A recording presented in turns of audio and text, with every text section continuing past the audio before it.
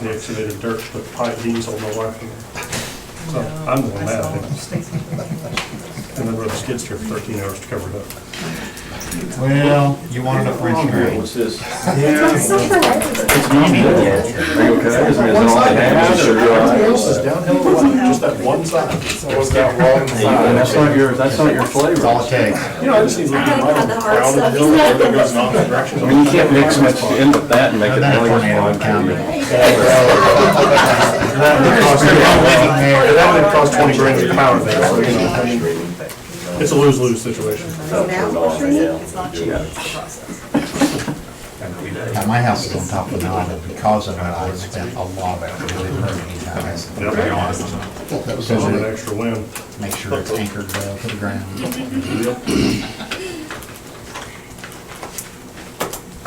Concrete's finally done, they finished the slabs tonight, so maybe we start, stick some support and everything else later this week for Rochester Chance. You happy with it? Works good.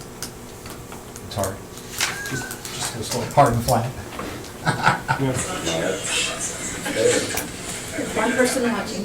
One person. You know, we're getting several people. I mean, I've had people from West Plains tell me they've been watching our meetings, and I said, so how much of the last meeting did you watch? He said, the guy was talking, he said, I wouldn't do anything, I just watched the whole meeting. Like, I really didn't have much to do. Which it was a quick meeting last month. It was the last one.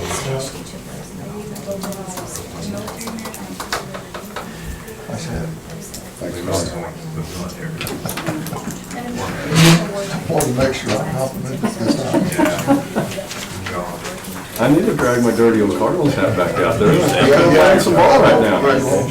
Well, that's right. I think they won 21 of the last 27. He's like some tech guy and so really high up there. And if you guys would like, I emailed you a copy of the packet, the big packet, PDF first with everything linked together. I have some Chromebooks back here. If any of you would like to take a crack at doing the papers tonight, feel free to grab one and do it. This one, try one, call it. The one, two, Yeah, might as well. Before they start on that. All you gotta do is log into your Gmail and you just find the email I sent you and then just download that attachment. Not too far away. Hand me one too. You want one, Mr. President? I'm good. Mr. President, which is I can put it on. Madam I Secretary. can put it on for you. Thank you, sir. I rolled it out. It's sticky.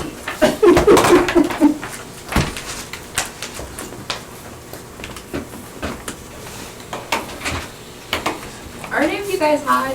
Yes. Very. You can get it?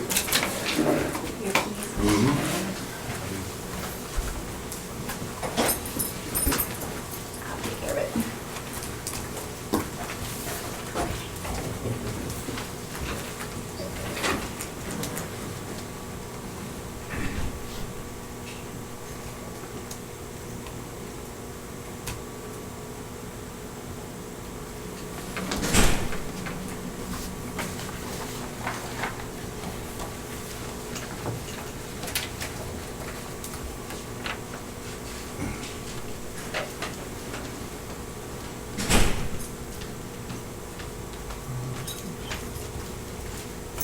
All right. 7 o'clock, with the quorum being present, I'll call the meeting to order. You got a copy of the agenda in front of you? Any changes to the agenda? Just a couple of, we need to add under substitutes Tyler Osborne. On the substitute to approve, that's Tyler Osborne. And then under volunteers to improve, we need to add Sarah Dodgen, D-O-D-G-E-N. Sarah, S-A-R-A-H. That's it. That's it? Does anybody have any questions over the consent agenda items?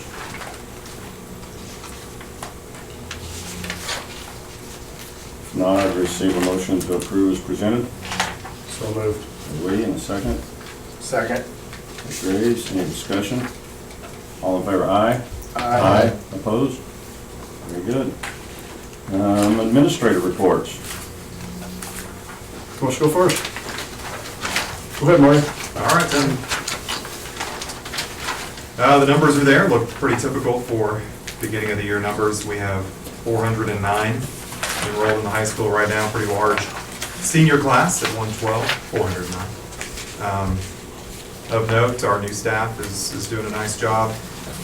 Kudos to Mr. Schmidt, he did a fantastic job in my absence to start the school year. I really appreciate him and everybody else that stepped up, and I was able to come back, and it was just like things were rolling on without any need for me to be there. So well done to the staff at the high school.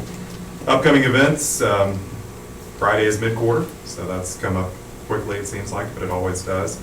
Our professional development day on Monday will be Todd Whitaker. He's a national education writer, speaker from Missouri, and he's going to be at AVA, and we're going to have that in the morning, so we're excited about that. FBLA, FCCLA is taking a trip to Silver Dollar City for some career development, and we have homecoming next week and Spirit Week and all that goes along with that. So off and running in the high school, and good things happen. Very good. Any questions for Marty? Thank you. Tan? Okay, well, I am one under Mr. Spence in attendance. I have 408 enrolled right at the moment. We're holding pretty steady. Our attendance is sitting right there. We're 1 or 2 points above or below 95%, regardless of the fact that we've had a little bit of a plague going through our building. We've had several students and staff out with some sort of an illness that seems to be making its way through, but hopefully we're recovering from that. Our new class schedule, I have to say, is working well. The students, I haven't heard anything from the students except positive things. They like the shorter classes. They like that movement throughout the day. I did get one complaint from one boy, if we could have PE for 2 hours and all the other classes just for 1 hour, that would be great. And the teachers, as I sit down and have conversations with them, that's seeing them every day. They mention that over and over. I don't feel like I'm losing anything from one class period to the other because they're seeing them every day. So lots of good feedback on that. The new STEM program, and you're going to hear from Mr. Wake and Mrs. Miller tonight, is going great. Every time I go in there, those students are engaged, on task, and interested in what they're doing. Our behavior intervention room, otherwise known as ISS, is it's running really smoothly. Having the teachers in there rotating throughout the day and getting that specific subject area help to them is going well. And we've not really used it very much. I think we've maybe had students in there for 5 days, maybe this so far. Today the staff members all had set their instructional goals for the year. What do they want to improve upon? And I started having those conversations with them today. Got through about a third of the staff. So we're all just up and running and hoping to get better every day at what we do. Upcoming events, Thursday we have a pep assembly in Grimes. We have a football game, a volleyball game, and a home track meet that day. So lots of good things going on there. On the 16th, we are doing, our whole building is up for CPI refresher. We have to do that every 3 years as a building. So we'll spend a half a day on that, and then we're going to work in our vertical teams, the subject areas working together, and we're going to work on some formative assessments and standards. And then on the 24th, the science team is going to be working with the RPDC consultant on disciplinary literacy. We're really focused on those subject area teams this year and getting some instructional improvement by content area. Math has already started that. They met with the 3 MMD consultants the second week of school. They came in, observed classrooms, gave them feedback, gave me feedback on what we need to be working on specific to each teacher, and that was a good thing. That was a good way to start the school year. So middle school's chugging along. Very good. Any questions? Dr. Spencer, can you give me some context around using the BIR room for 5 days? Is that more than usual, less than usual? I asked Mr. Henry that, and he said it just depends on the year. He said sometimes, some years you have kids in ISS the first day, and other years you get that little honeymoon period for a week or two. I feel like when I look at our disciplinary referrals, very few of them are coming out of our classrooms this year. I think those shorter class periods are helping that. Most of them are coming out of our transition periods. And you only have 4 minutes to mess up. So it's not, it's not a big mess up usually if you're going to do that. So, most of them are just, just little middle school scuffles and a little bit of, running into a little bit of students, not wanting to work. But for the most part, it's a good thing we're not using it, I guess. as much. Absolutely, good. Glad to hear it. Thank you. Anything else? Thank you. Bobby?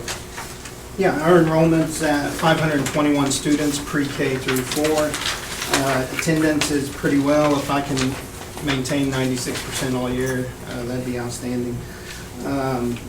Our staff attendance, 47 sick days seem like a lot. 32 of those are attributed to 2 employees due to extenuating circumstances, so not as bad as it looks, probably.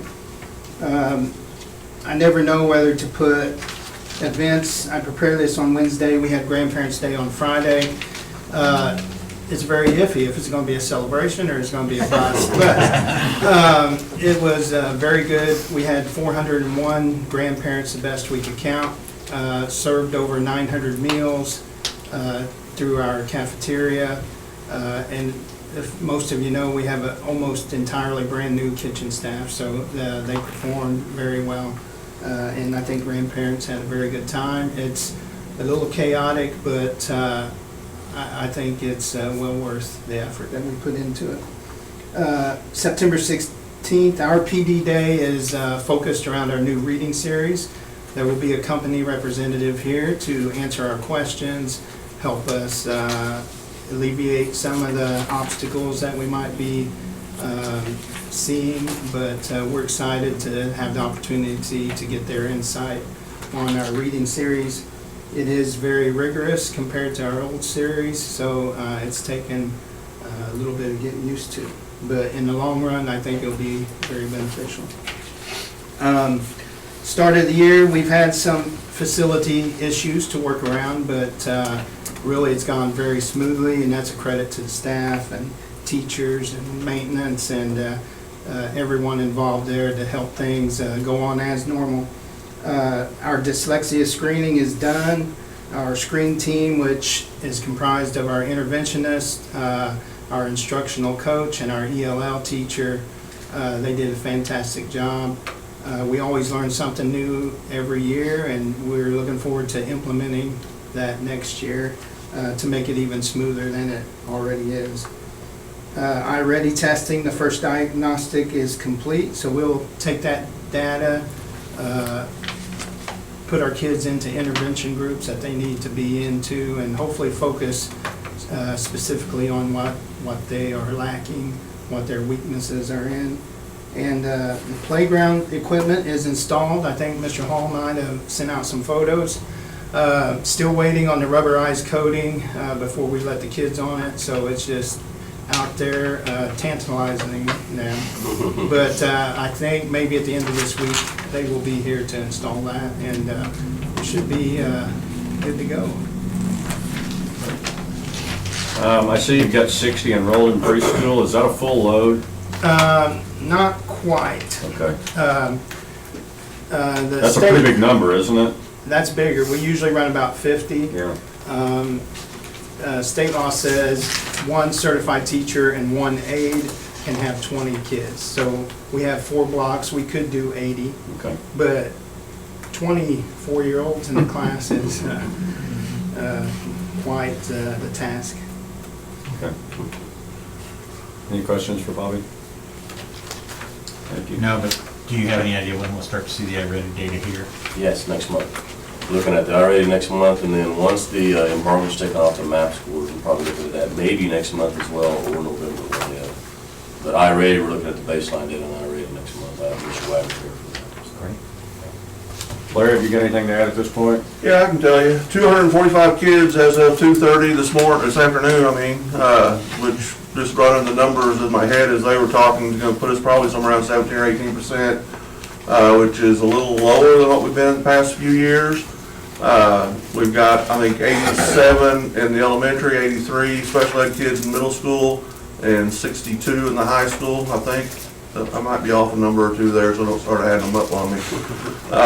We have 13 early childhood students right now. That number will probably balloon to 30 by the end of the year. It always ends up the year at 30 kids, so I anticipate that again this year. MAP A, I think we might actually be under our 1% threshold that the federal government says we're supposed to be under this year. I think we've got 7 kids, but we have also 2 at Ozark Horizon that will be MAP A this year, so they have to count in our numbers too, so that puts us at 9. So it's gonna be real close. I haven't talked to Coach Wagner to see what we're gonna have total testing numbers, but I think we'll be under 1% for that. MAP A is a little bit different this year. We've always done something in the fall, but it was kind of like a practice time. This year, what we do in the fall is also gonna count towards our scores that they combine with the spring.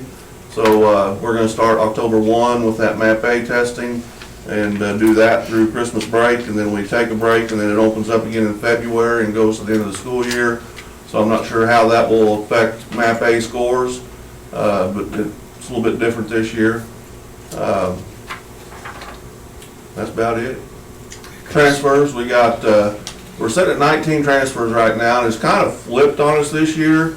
That's a lower number than we normally have, but it's also been, we've had like 9 high school transfers and just 3, I think, in the elementary and 4 or 5 in the middle school. And usually we have our big number in the elementary and it gets smaller through the high school. So we're seeing a lot of high school kids transfer to us.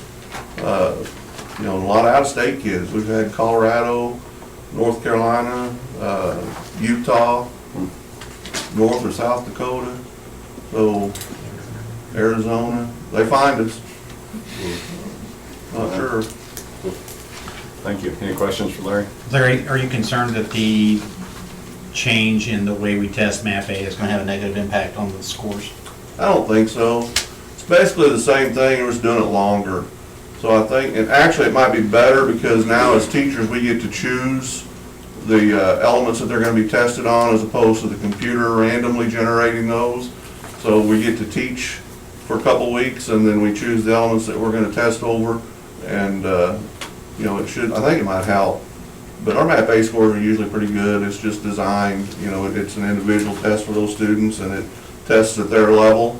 And we usually see pretty good results on those. Thank you. Just real quick, a couple of items. You have in front of you a number of different items. You have the budget book. So when you get a few minutes, I know you want to peruse that. And then we also have calendars from OMC. There's 5 bound calendars. Those were all put out by OMC and they were really well done. And as part of what OMC is now doing with the clinic, being open 5 days a week, they really want to immerse themselves into the school systems. That's one of the ways that they've done that. They're attending faculty meetings. They really want to make sure that teachers know who they are. So I really appreciate their efforts in terms of doing that. You also should have the fall sports schedules that are in high gear now. So I really have those out to everybody. So, Well, I had 2 in here. There we go. No. Not sneaking anybody in. Over yeah. there. Oh, do you have to find it? Who didn't get one? Did she too? There you go. And I think that's all I have. Bobby mentioned the playground equipment, and that one's it's 2 months behind, and rain slowed them down. They're trying to get everybody here, but hopefully they'll be here by the end of this week, and then that will officially bring to an end the list of the summer projects that we had to get done. That's the only one we have remaining. Everything else has been completed, so hopefully we'll have that done by Friday of this week. So, and then sometime I wouldn't mind just when we. Maybe not at this meeting, maybe the October meeting, setting up a board retreat or an opportunity to tour the facility. There's been quite a few things happen just in the last 6 months as far as the facilities are concerned, and I think it'd be good for the board to do that. So A couple of years since we've done that. Okay. All right. Who's talking about Project Lead the Way? Well, we have Mr. Wake and Ms. Miller, so I think this is a duel, so just turn it over to them. I just say I observed in their classroom their very first day. You would have thought they had been team teaching together for years, really. They really do a nice job in the way that they use their instruction. to go off of what she mentioned, it's been a privilege to work with Heather in the classroom. We got to work together in some of the projects while we went to the training. The training that we actually took was the exact same class the kids are taking. They just crammed it into a week and gave us the same projects. So working together in that helped to lead over to working together now. This is actually a picture that we have from one of our students' books. Very detailed on their first project. Their first project that they do with this, they're going to look into a problem that is actually given to them from Project Lead the Way on cerebral palsy. And this whole course is designed around project-based learning. They're going to get a problem. We are going to give them the materials that they need to fulfill this problem, and then we pretty much let them go and work in groups. We're just supervising them. We really want to get in on the problem-solving idea of this class and help those students think outside the box. They will work through the problem-solving or the design process. So they're looking at the problem, they're looking at ways to solve this problem, and then they're going to get together, they're going to talk about the pros and cons of each one. They'll design it, they'll test it, and then after they test it, they'll come back, they'll say, okay, what could we do differently that would make it better?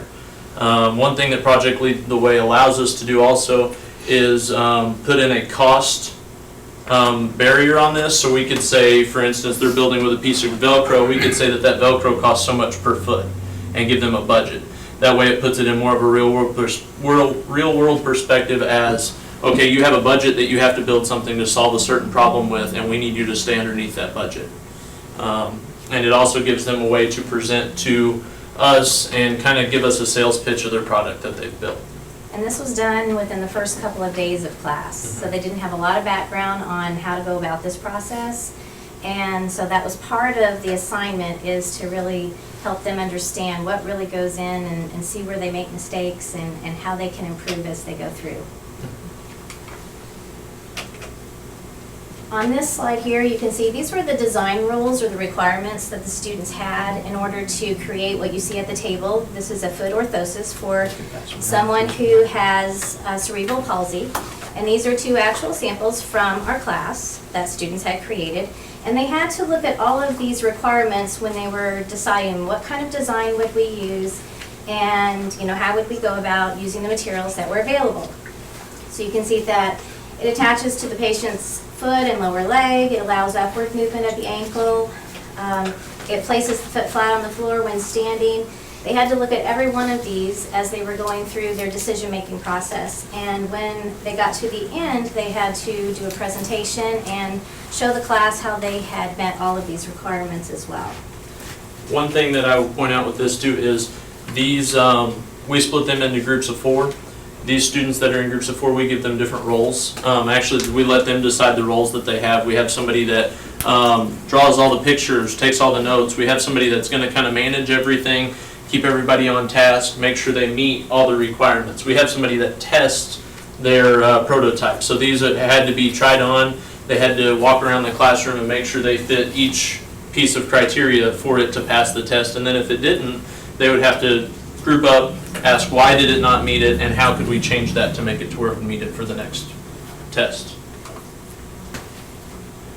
So with the design process, as I kind of mentioned earlier, it's a process where they're going to get a real world problem. They're going to get multiple real world problems throughout the course. They will then have to figure out a way to fix that problem. They'll make a design, and then they'll have to test it. They're working in teams a majority of the time in this class, so it's going to give them that that feeling, as I mentioned, with working with somebody in a job, for instance. If they're going to have to make a sales pitch or work in a group to design a model of what they are going to build to solve the problem at their actual job, they're presenting and speaking a lot. Their first day, we started them off with building this. Actually, the second day of class, we said, here's your problem, here's what it is, here's your materials, you're in groups, go. And then we facilitated and watched what they were doing and kind of helped them with that. At the end of the second week of class was their deadline. So they had 2 weeks, they came in, they showed us everything they had done, and then they had to pretty much do a sales pitch and sell it to us of why we should use this model to fit all that criteria in the best way possible. And then the last bullet point, working with that timeline, it's just like I had mentioned to students. I actually had a kid ask me today, when will I ever use this? Well, I mentioned to him, if you're working at Coastal downtown and your boss comes to you and says, here's a project, I need it done by next week and it needs to solve this problem, you have a background on, okay, here's where I start. I know where to begin, I know where to go from there. You have some experience with that. Really, there's a focus on having students solve real-world problems and showing them how what they're learning in our classroom really applies to the world as they grow up, as they look for employment, and also this idea of working as a team and how you may not always agree with and like who you're working with, but these are really important skills that you need to learn along the way. All right, this is kind of a photo of another activity that we do in class, and this has to goes into the area of sketching. And when you're designing something, we try to explain to students how if you have something that comes in multiple pieces, usually you have a sketch of each of those pieces, and a manufacturer would have a sketch of those pieces in order to put that into production. And so this is an example of an isometric sketch that one of our students did. This is where we start working with our engineering notebooks. And we each have ours, students all have theirs. And as you look through here, you can see that, students are expected to complete multiple sketches, multiple views of, this is just a little brick, design that they made, and put them, showing the top, showing the front, and the right side, and then the isometric sketch. And so students are doing this multiple times to be very proficient at it. And so this is right now where we are in our classwork. And so some of them have struggled, some of them have caught on right away, but they're really getting the hang of it. They learned to draw from different viewpoints and angles, giving those multiple viewpoints of the creation with detail would allow someone to replicate a product if they were actually trying to manufacture something. And all of this is leading towards our final project that the kids will be working on at the end of the course. So as she mentioned, we get into multiple different views of an object, and we talk about hidden lines. Mr. Hall came in at one point in time and talked, it looks a lot like drafting classes in a sense, and we're drawing from those multiple viewpoints. We talk about lines that you can't see and objects that you can't see that might be hidden behind, so that if somebody else has this book, they can pick it up and they can make the exact same thing that you're looking at without any confusion. With that, we will be moving towards some measuring and some dimensioning with that in the near future. Actually, I think we're going to start on that probably next week. We want to see as much detail as possible, and we talk to students about that every day. Be neat, show us as much detail as possible. Try to be as neat as possible, because if you're not, as I mentioned, somebody picks up this book, they're trying to build what you build, they can't do it. If you're working on a job or you're an engineer, somebody needs to be able to take this and they need to build the bridge that you drew or build the object that you drew without having any question of what you had in mind when you were building that. As we go through the different activities in this course, there are, like this first one that's listed here, the students will be building a 9 by 9 by 9 cube similar to Rubik's Cube. And you can see an example that Mr. Wake and myself created when we took this course. And the students will be designing this at first with some cubes that can come apart. Then they'll actually be creating a real model of what they have envisioned with these different pieces. And it's a puzzle. They have to, once they build it, they have to draw all the sketches for it, they have to dimension it, they have to have someone test it to see if it's something that can be solved. And so this is just another challenge that they use to, where they have a set goals, testing prototypes, really showing the creativity of the students in this activity. There are time restrictions, so the students have to learn how to work within those time restraints, and that's something difficult for them as well. And with those, they're also going to, this was the most challenging project for me while I was there, to be honest, because starting out, they're gonna give you these blocks and they're gonna tell you, we will be telling the students, you need to make a 9x9 puzzle cube that somebody can put together in a certain amount of time, and you have to decide that amount of time before you build it. So you decide the time, then once you start testing it, you figure out that either they're getting it really fast or they're not getting it at all. So then you have to start looking at, you go back to that design process and you look at the idea of, how could I change this puzzle cube to make it to where somebody could solve it within those time restraints? Or what clues could I give them that would help them get to that final product in a quicker time or a slower time even. But it was very challenging. My first one, I think I told somebody that they'd finish in a minute and they finished it in 5 minutes.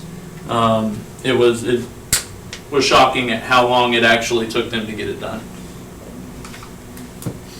Our final challenge is where students are being led up to this point throughout the class. They're using all of their skills that they're learning from day one up to this point.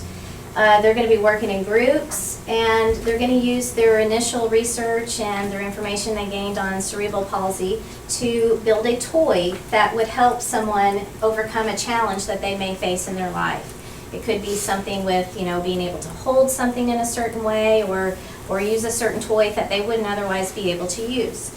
And so they're going to be using all these skills. They're going to be designing, sketching all the sides to their creation, dimensioning, building it, testing, making corrections, and then they have to present all of that information to their peers. And so this is a lengthy process. Some of the students are asking, why do we need to learn this or that along the way? And they will see that all of this fits together at the very end. So it's a really great project for kind of a final thing for them to work on, and it uses all of those skills that they've practiced throughout the quarter. Yeah, and it will kind of wrap everything up. One thing that we haven't mentioned on here yet, we have a 3D design program that we will be using as well, that they will use when they're making their cubes. They will use during their final project. They will have to go on the computer and design this in a 3D modeling system where we could actually print it out on a 3D printer if we wanted to. We now have a 3D printer in the middle school that we are in the process of learning and using. But the 3D process, actually, if any of you have ever watched the TV show Fixer Upper, the 3D program that they use on that show will be the program that we will be using in class. But they will show some of their puzzle pieces in there, and then they'll show their final project that they make for cerebral palsy in the 3D view as well on the computer. So overall, there's just a multiple skills that students are learning that they've never had any experience with before. So this class, I think, can really open their eyes to some new ideas that they may not have even thought of exploring, such as engineering and some of these concepts that we're teaching. Any questions? How did you set your teams initially? First one we did, we had them come in and sit, and then we kind of just went boy, girl, put 2 boys together, 2 girls together, all in the same group. So there was a group of 4, 2 girls in that group, 2 boys in that group, and we just went around the room and put them together that way. We haven't talked about the way that we'll really set up their next group. That one went pretty well. One thing that I saw from that one, there were some students the first day when they found out who was in their group, they didn't really get along with them, they didn't want to have anything to do with it. They came in that next day and they were working side by side, talking it out, working through it. It was shocking to me, and I actually had to tell them how proud I was of the fact that yesterday they didn't really want to sit by the person or get along with them, and today they're coming together to solve the problem. And so my second question is, do you change that team for each project? Well, when we went through our training, yes, we did. And so we will probably do that with our students to give them some different experiences working with other groups that they haven't worked with yet. But it won't be their choice? No. Have you noticed when you put them in groups that there's usually one kid that takes charge? Or Yep. And I think that's where the roles really kind of fall into play also, because the students have to have a little period of discussion. in which they're discussing, okay, well, you know, let's look at what skills that we are all bringing to the group and how can we best use those skills for our team. And so, you know, there are some that always kind of stand out as the one who wants to be the presenter, wants to be the leader. And, you know, sometimes we see that always kind of coming to the forefront, but it's really been surprising to see how they have really come together and really tried to use their skills the best way that they can.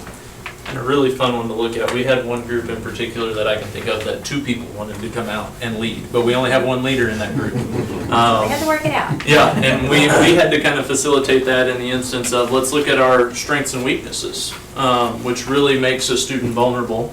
We don't like looking at our weaknesses, we like looking at our strengths, and how are those gonna help this project? And then compromising to figure out who's gonna do what. How long of a period of time do you have these kids, a certain group? We have them for a quarter at this present time, and so we're looking at what best we can do within that time frame, and if that changes, then we'll adjust accordingly. And they give us a lot more that we can do. They give us multiple different lengths of classes. So they give us a quarter, they give us a semester, and different items that we can build in if we need to make it longer or shorter. So there's some flexibility within the curriculum. Yeah. So you have one grade, 8th grade. all 8th grade. Okay, and so every student in the 8th grade will go through a quarter of it. Okay, and how many students do you have in your group, in each group? Right now, our class has 23. Okay, and is that going to be pretty consistent? Around that number, I think 23 to 25 possibly. Yeah. Yep. 100 kids. How, since I'm not sure how to phrase this, is 52 minutes adequate?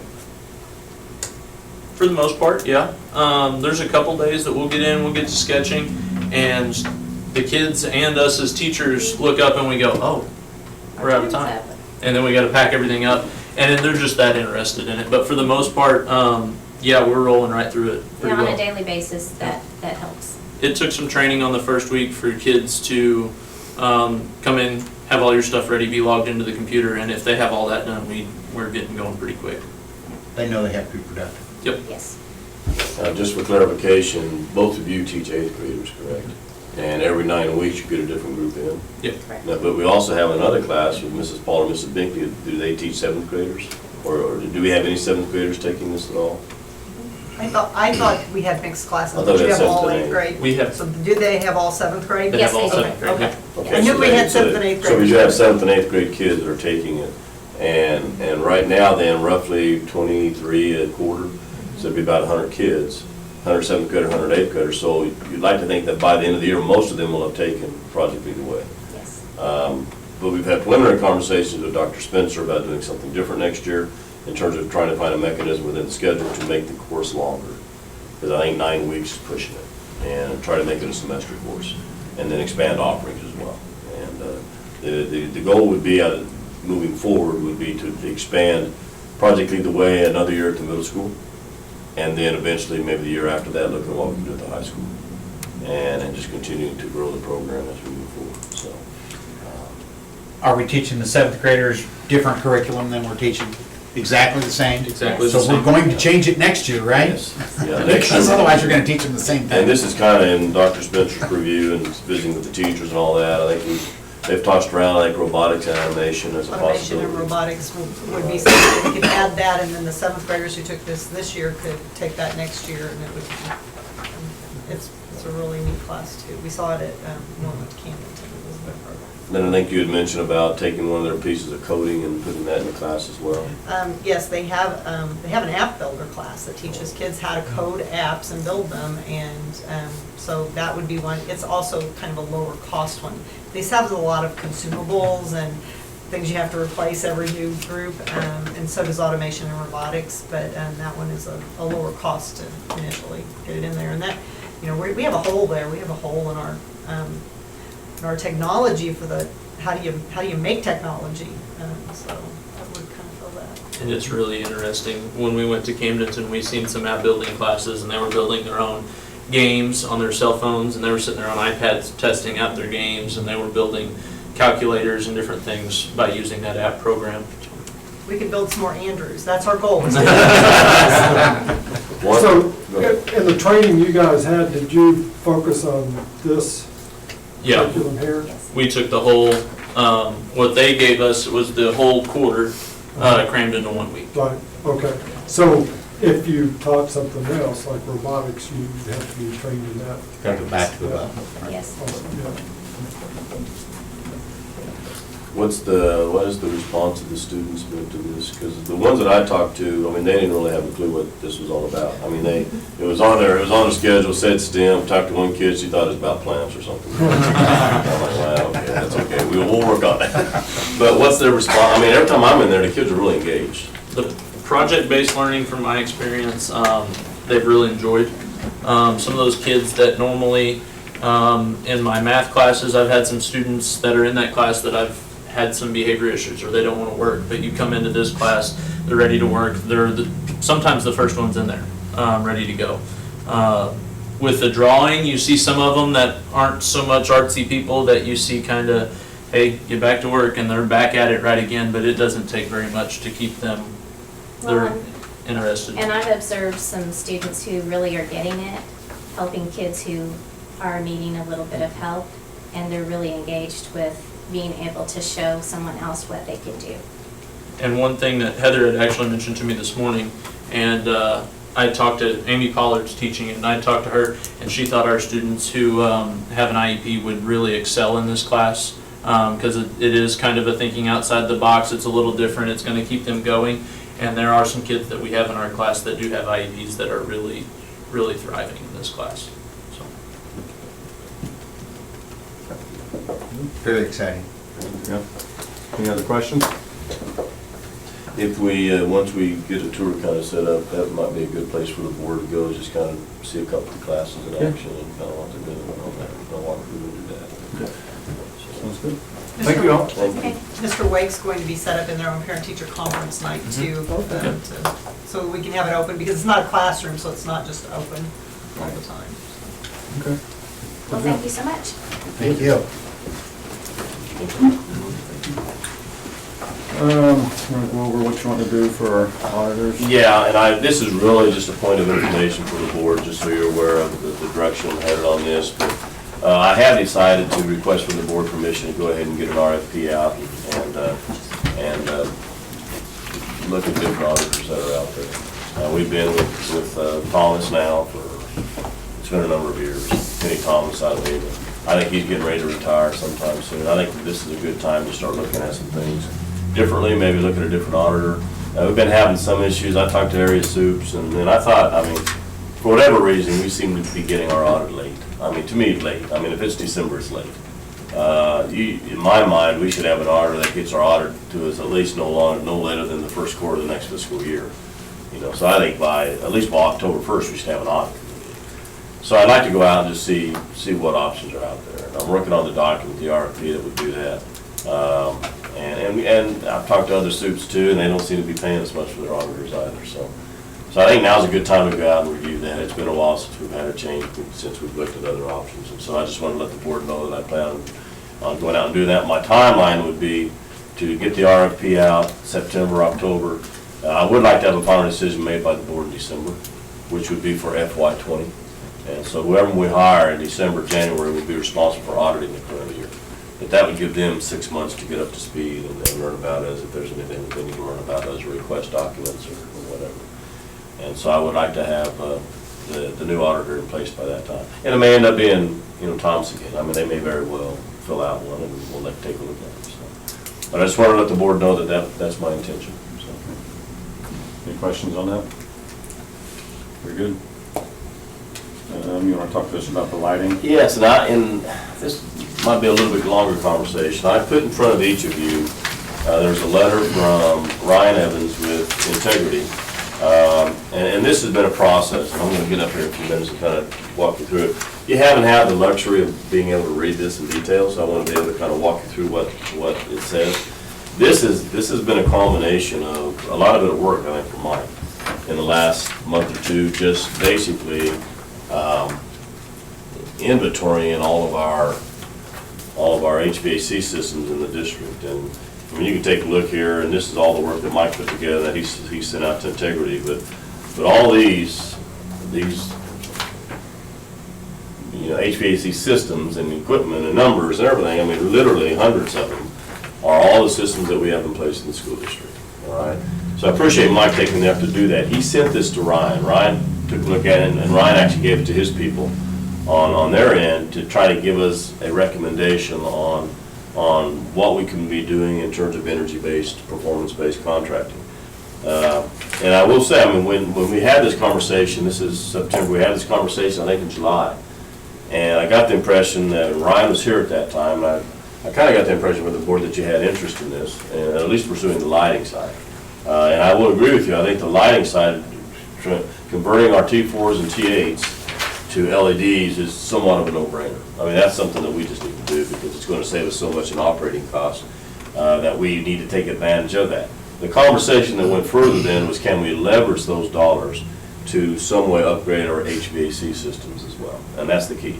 If you do the HVAC in addition to that, it's going to take longer payoff on the lease purchase to do that, all right? And so how far out do we want to go to be able to do that, and what savings do we get?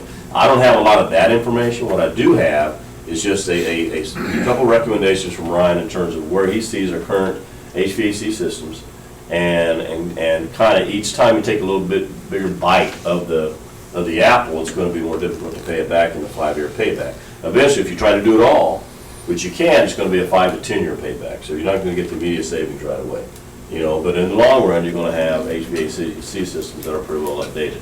So what I wanted to share with you just a couple of things, and I wrote down a few of things that were outlined in this letter. He divided all, and Mike, you know, Mike's there as well. If you have questions of Mike works on them. Mike knows what we have. Any detailed question about HVAC, probably ought to go to him.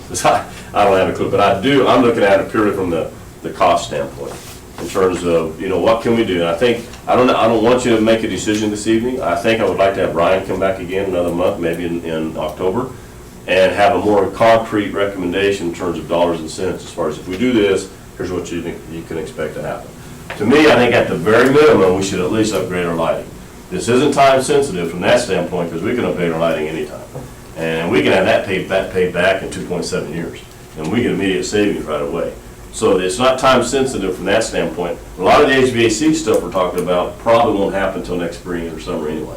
Because we obviously, some of those major replacements aren't going to happen when school is in session. All right, so we've got a little bit of time. We would work with LJ Hart to see if they would give us some time before we have to make that first initial payment, if we decide to do the HVAC stuff. But if we just decide to do lighting, we could take off with that in about a month or so and go. You know, and a lot of that we can do when school's in session. As they went through here, you know, Integrity took the information that Mike gave them and basically broke down all of our HVAC units into several categories, all right? And in the letter, he notes that, you know, we have a total of 400 tons.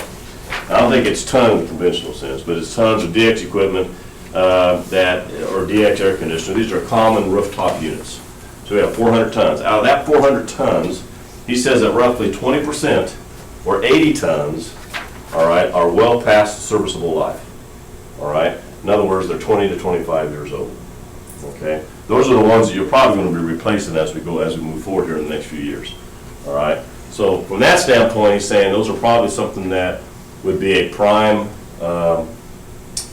example of a good use of the energy performance with lighting to leverage to replace those. Because you wouldn't have to replace those as you go. You can do it right now. So yeah, we have 80 tons of those. Then he goes on to say that we also have 52.5 tons that are just a little bit less. They're 15 to 20 years old.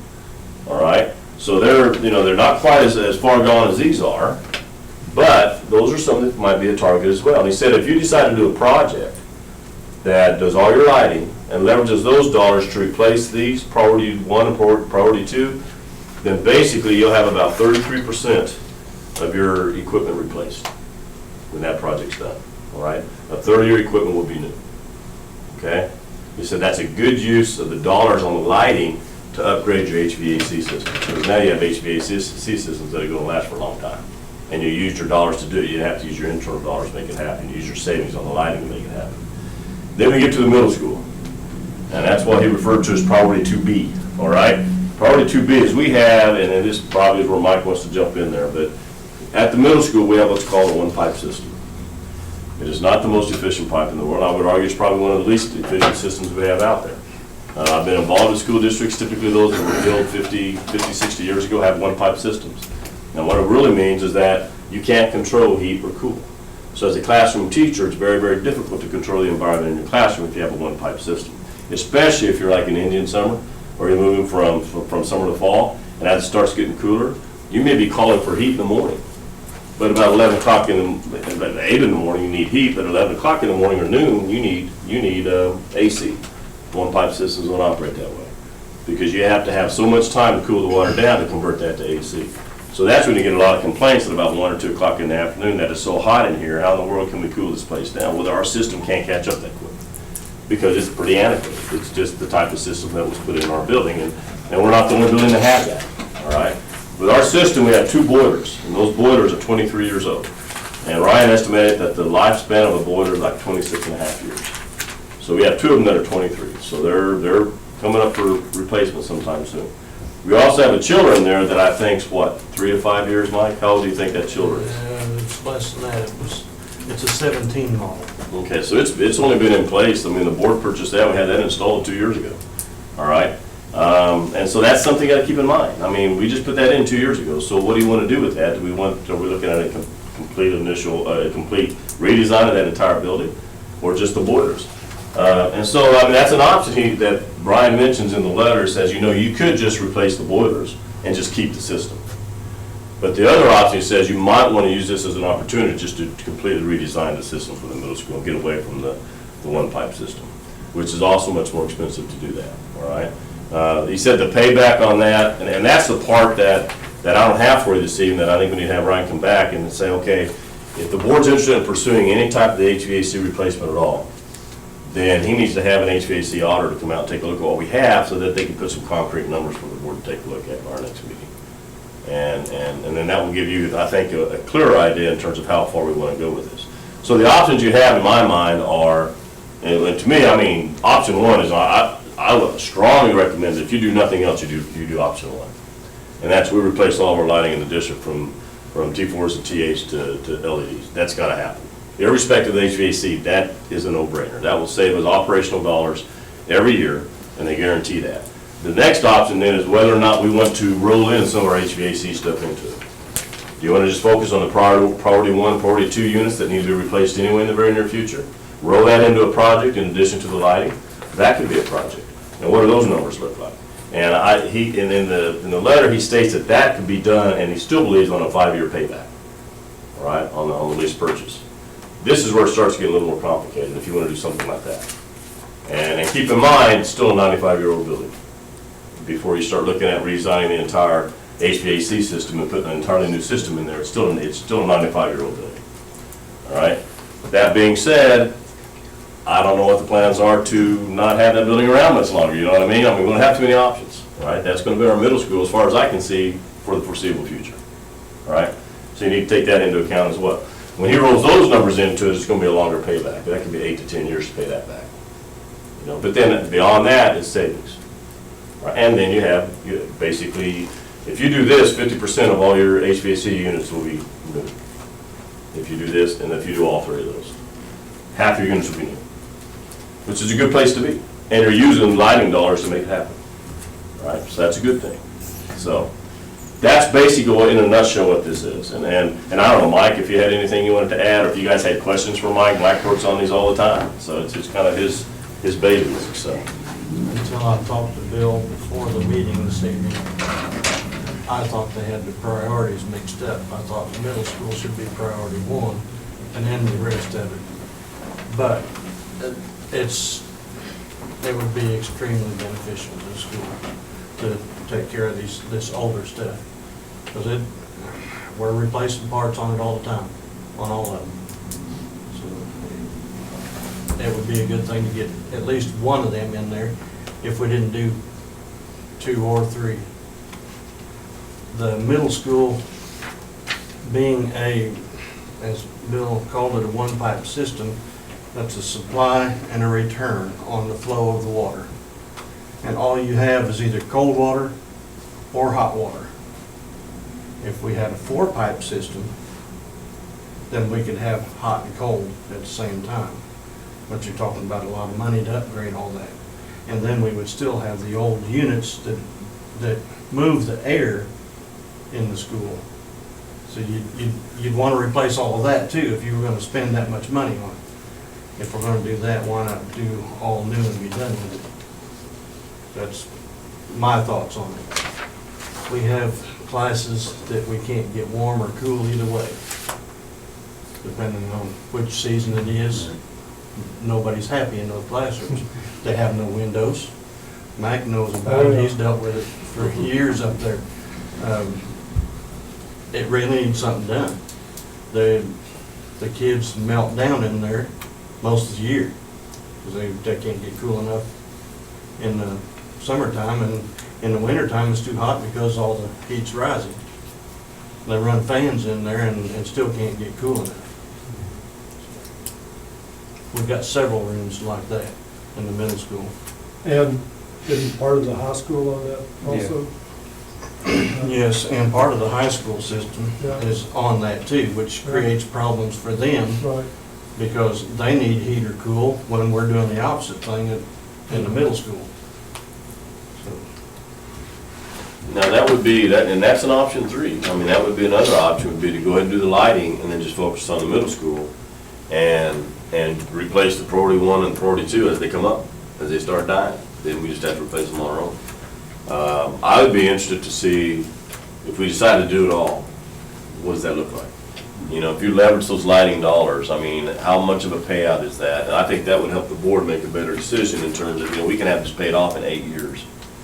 That means we're taking our savings and we're gonna put it into the project, and in 8 years, we'll have it all paid off. And then from that point on, you've got virtually new equipment. Half your equipment's new, and all your lighting's changed, and you'll be seeing real savings then on all your utility costs from that point forward. So that's the part I think I need to visit with Ryan and say, okay, let's look at these several different scenarios, and come back and present several scenarios to the board. But from my standpoint, I mean, it's an opportunity. It's an opportunity to do something with your HVAC systems right now, because once you change your lighting out, that lever's gone. I mean, that's a one-shot deal. One-time deal. We can say we can replace all our LED right now, and that savings is gonna be right now. But you can leverage that savings to your HVAC. Once you upgrade those lights, you have no more leverage. All right, then you're gonna replace the HVAC just with whatever capital dollars you have available. So we have a new piece of equipment basically in an old system? The chillers, correct. What- We put a Band-Aid on there a few like years what ago. did that cost, you remember? Do you know what that was, Mike? Off the top of your head? Best of my memory, I was thinking it was 75,000 that we paid for that, but I'm not certain. And I don't think, and it was a Band-Aid, but the chiller goes out, you gotta fix it, I mean, that's the We didn't system have we any had. choice at the time. Yeah, it is what it is, but at that time, we didn't have this opportunity that, if we had had this opportunity 2 years ago, it might have made a different decision. But you also still have 2 boilers that are pretty old. What's that? It's still new enough, but there's a possibility that we could Sell it. resell it Yeah. Get something out to of get it. something out of it. I'd be real interested in seeing what it would cost to upgrade that middle school. We've been putting Band-Aids on this thing and talking about it for several years now, knowing that it's something we're just putting off, and I think we need to. Now, when you really say look at upgrade it. the middle school, are you thinking just replace the boilers, or you thinking put an entirely new system? I would look at the new system. Get away from the 2-pipe system. We're gonna have that building for a while. We're Yeah, not we're gonna not build a gonna new build middle that school building. anytime soon. Here's another thought. All of the units inside the building that move the air, they've got a drain pan in them, just like an air conditioner at home. They're all metal, every one of them. You're doing good to get 20 years on a metal drain pan. They start rusting out. These are obsolete. You can't get those anymore to replace those. Then we're gonna start replacing those units inside anyway. Sounds like it'd be time to, if you're gonna do this project, it'd be time to take care of those as well. I mean, if you're gonna do it right. Do it all. Hey, Mike, if we look at, because I've seen them done both ways, and if we get completely away from the 2-pipe system, now I've seen units where you go in and you just have, each classroom has their own individual unit for AC and for heat, and has its own controller and everything else. And then you have, you have your HVAC unit on the roof that feeds maybe 3 or 4 different rooms. VRF, Right. variable refrigerant. something. Right. So then you create zones in the building, but one unit may They cover have 7 or what 8 they call rooms. cassettes that can sit in a 2x2 grid, just like we have here. And they might have 1 or 2 in the classroom, or maybe 3, depending on the size of it. It can, one unit sitting outside can run 50 of those, depending on the load that you have. And you can heat and cool at the same time. But then we would also have Heat this room to, and cool this room, and using the same unit outside. but then every teacher could control And every their teacher unit, has their except, own. well, I've also thermostat. seen it done because, it's very difficult because we all have different tolerance levels. And so you set the controls to be a variance of no more than 69 to 72. That's the only variance you get. We So, have from 69 to 72, put it where you want, We would have to discuss that with the teachers. Yeah, and but you can tell set them, those "Look, internally." You can't have it 80 degrees over here and Exactly. 70 over here, we're gonna have to Exactly. compromise. Yeah. We're gonna have to be close to the same temperature, otherwise we're gonna be fighting each other. But, yeah, that'll be an issue that we'll have to deal with. But he also mentions in here, if you're looking at something that you're looking at changing the entire system, then you gotta bring in some engineers to basically, they gotta do a whole design scope and everything. This will be a big project.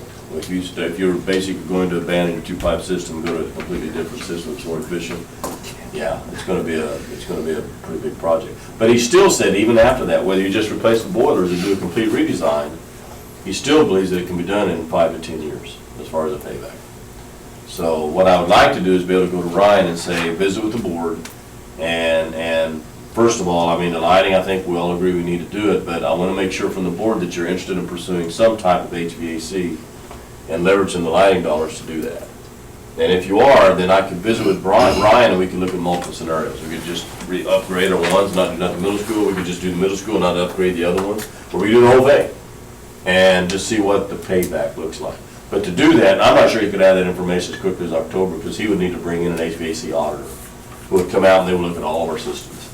And from that, they would put the numbers together. So it'd be October, November, I would imagine, that we would be able to come back to the board. But I don't think, again, it's not, on the HVAC side, it's not as time sensitive, because we won't start that till next spring, and the lighting we do anytime. So it's not critical to find out in the next month, but it is critical if we get it right.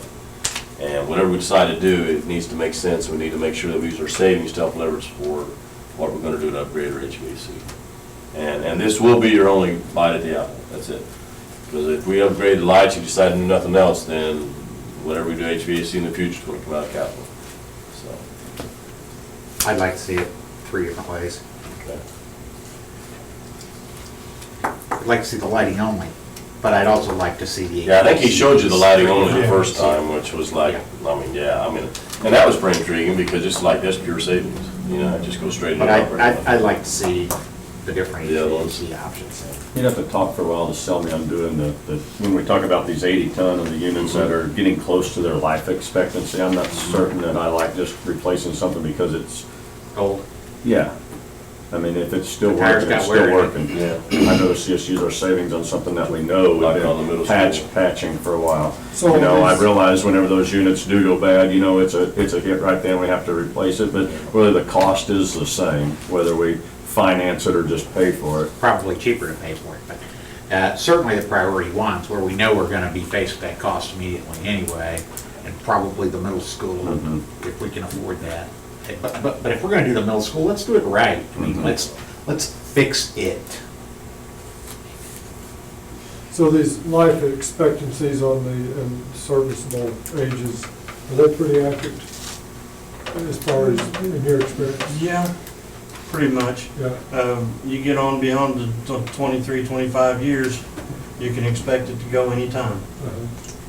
Go to the point where it's gonna be. It's gonna be more expensive Real or costly. as expensive as Yeah. putting a new unit in. Yeah. But that's a catch there when we say, well, 23, 25, 26, well, if we got one that's on 23 years and it lasts 3 more years, why are we replacing it now? Yeah. We If it's can working. replace them as we go. Yes, yeah. That's what we've been doing, use them until they're Yep. done. Yep. It just You be might that- say the farmer mentality, it ain't broke till it's Yeah. broke. But, Yeah. but we can replace them as they go.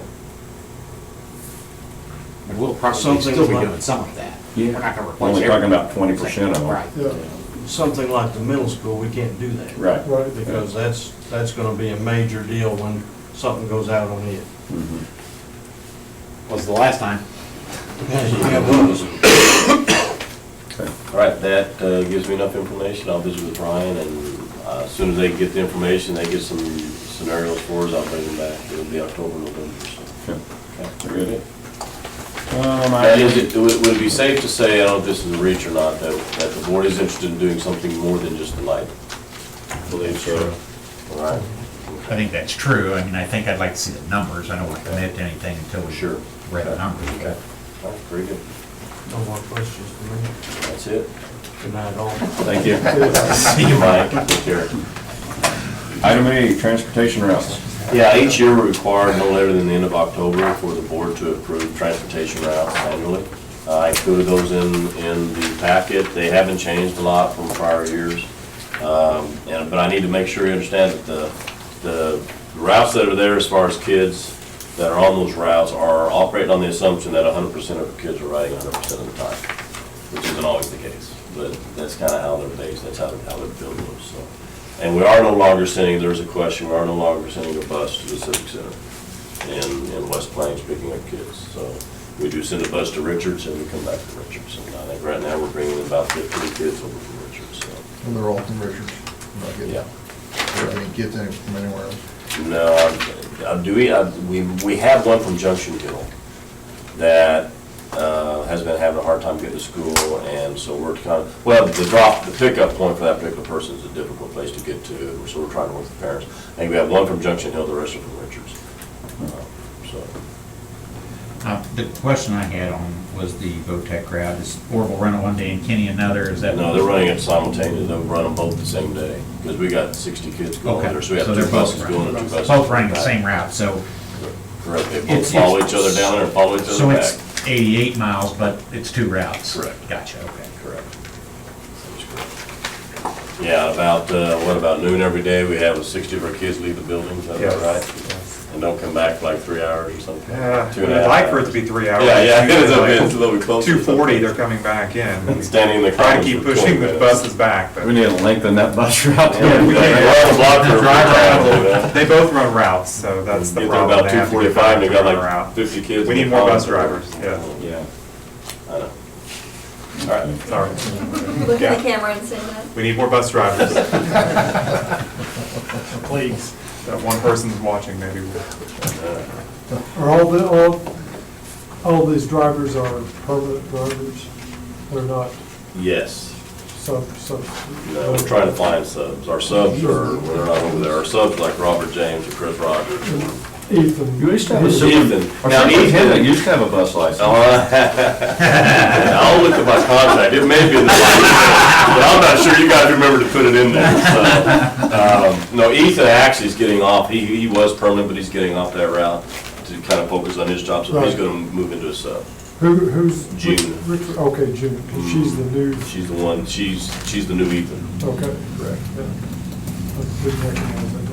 Yeah, but I tell you, it is helpful having, we've got 2 or 3 folks at internal that have CDLs, and it helps us out a lot. Yeah. You know, and so we use them when we can. Our 2 FFA teachers in post CDL, that helps us whenever they travel. You know, we don't have to worry about getting a bus driver, so we try to do the best we can. But we had this conversation previously, and it's just really difficult finding bus drivers. We thought we had 2 last week. Neither one of those 2 materialized, so we're still looking. So, anybody wants to drive a bus? I don't think you, as board members, you can do that. Yeah. You can volunteer. Volunteer. Yeah. Well, do we have any takers on I that? drove a couple times last year. Very good. Item F, our state model compliance plan. Larry, are you presenting? It's I something didn't put it we're in the required packet to because it was do. 117 pages. Okay. so- 117 pages worth. Annually, we have to have this board approved and signed by board president, superintendent, myself. We get to choose 3 items we have to check yes or no to in there on those 117 pages. One of them is whether or not we're going to use young child with developmental delay, which is an early childhood category. And if we are going to use it, are we going to carry it through kindergarten? We choose yes because it enables us to get some more kids in that early childhood program to help them earlier. And we also choose yes to keep it through kindergarten because it kind of gives them that year to hopefully mature, and by the time they leave kindergarten, maybe not need our services anymore. And then the other one is, are we going to go out and find materials appropriate for a blind student if they move into our district? And that's another one that, yes, we're gonna do that. We're gonna use whatever means are necessary to state. Everything else is just legal stuff from IDEA law that we say, yes, we're gonna do it, and we approve it every year. Simple enough. It is. Actually, last year we didn't have one to approve because with the state board all in their mess up there, they didn't get one put together that the state could approve. So this is the first one we've approved in 2 years. Any questions on that? Very well. We got the MSBA Fall Regional Conference coming up, September 26th to 29th. If anybody's, whoever's planning on going, just let Mandy know probably very soon to get a room reserved. Do any of you know for, well, now Matt, you're the voting delegate. Oh, yeah? And did you do that last year? No, you didn't. Adrian covered for you. Yeah. So are you gonna go voting with Adrian to Is she cover? going again? She hasn't. I texted her from wherever she is, She's on vacation. and she said she wanted to check and see if Matt's off work at that time or something. So I would guess he's probably gonna go. Let's hope so. And she might be the alternate to the, yeah, exactly. You guys won't have a vote, I'm afraid. So- I would go if, you know, I wouldn't want to leave this bunch here unrepresented. I'm sure Adrian would take it off your hands if you're not going. And I'm assuming she's going. Sure, there's some interesting stuff going on. There is actually, it's actually a good, it's a good viewer we conference. got. Is they reckon one viewer we got is Adrian? What's that? She's listening, she's probably online listening to this. She very well did. Okay, all right. Item A, any comments from the guests tonight? You're kind of the lone guest here. All right, very good. Do we have anything else for open session tonight? We got your Do I? Oh, yeah. I better keep looking there, hadn't I? Item A, transportation routes. Motion will be in order to approve the transportation routes as approved. So moved. Who was that? The second. And a second from Matt. Any discussion? All in favor, aye? Aye. Aye. Opposed? A motion will be in order to approve the Sped State Model Compliance Plan as presented. So moved. And a second? Second. Any discussion? All in favor, aye? Aye. Aye. Opposed? You want to talk about the bank depository? Yes, I would. Things have changed a little bit on the official bank depositories. Obviously, Landmark's been purchased by Simmons Bank, and so they're going through the transition right now. I'm pretty sure that transition will not be complete until October, November. We have West Plains Bank, who are still in the process of getting their building built and establishing their presence in our community. So I think what I would like to do is for this year, stay with Landmark Bank until they get the transition finished, and West Bank is finished. And then I would like to go out to bid in spring for FY21, for the official bank depository for next year. And so I'm thinking one more year with Landmark/Simmons, and then I think we go out to bid and see what we got. So, now that's a big deal, because all of our, pretty much all of our funds go through Landmark right now. And transitioning those over don't make the ladies in the office very happy. So, Not much does. yeah. Fair enough. When do we ever make those? Fair enough. But I also think too that we need to be good stewards of our dollars. And I think part of that means going out to our local banks and trying to get the best price we possibly can. And now that we have a little more competition here in our community, I think it's a good thing. Sure. But I would ask for the board to go ahead and approve Landmark for 1 year. And then we'll go out to bid next year. I'd receive a motion to approve Landmark Bank for the district's official bank depository for 1 year. So moved. John, and a second. Second. I believe. Any discussion on that? All in favor, aye? Aye. And opposed? Hey, Lee, you abstain? No, I don't have to. You don't have to anymore?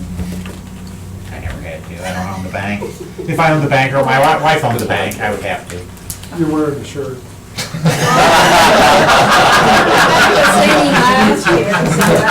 That is absolutely true. Funny. All right, very good. Anything else for open session? I receive a motion to go into executive session. So moved. And a second? Any discussion? Do a roll call? Aye. Aye. Aye. And aye. Very good.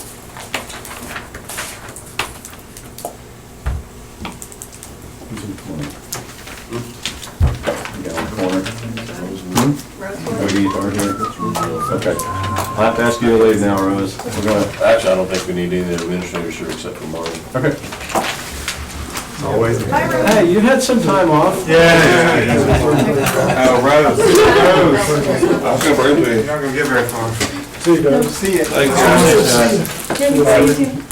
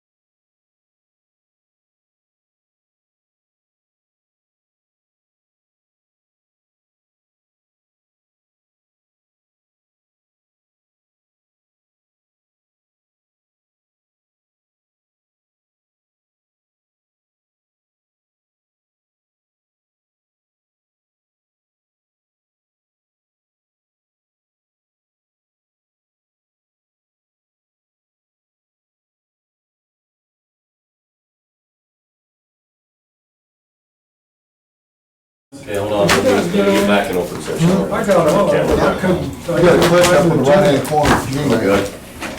Well, I Okay, we're in. couldn't do that. Anything else for open session tonight? Password again. Oh, Mine didn't get them all. I just said a motion to adjourn. I couldn't get off a blank screen. By Farrell, a second. I booted it 4 times. All in favor, aye? Well, that's an Android problem.